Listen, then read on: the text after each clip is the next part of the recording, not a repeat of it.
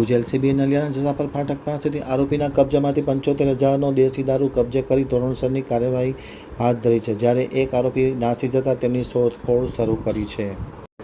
એલસીબીએ ચોક્કસ બાતમીના આધારે માહિતી મળી હતી. દરમિયાન મૂળ નલિયાના અબડાસા તાલુકાના નલિયાના રહેવાસી વિક્રમસિંહ સુરેશસિંહ ઉર્ફે સજુભા જાડેજા રહેવાસી નલિયાવાડા જસાપર ફાટક પાસે પોતાના કબજા ભોગવટાની જૂનાબંધ હોટલમાં ગેરકાયદેસર રીતે વિદેશી દારૂનો જથ્થોનું વેચાણ કરતો હોય જે માહિતીના આધારે તેમની ધરપકડ કરી તેમના કબજામાંથી પોણા લાખનો વિદેશી દારૂ કબજે કરવામાં આવ્યો છે અને તેમની ધરપકડ કરવામાં આવી છે. જીતુભા મંગલજી સોઢા રહેવાસી ખાનાઈ તાલુકો અબડાસાવાળા નાસી ગયેલ હોય તેમની ધરપકડ કરવાની તજવીજ હાથ ધરી છે. દરોડો પોલીસ ઇન્સ્પેક્ટર જેઠી અને પીએસઆઈ જાદવના માર્ગદર્શન હેઠળ એલસીબીના સ્ટાફે પાડ્યો હતો.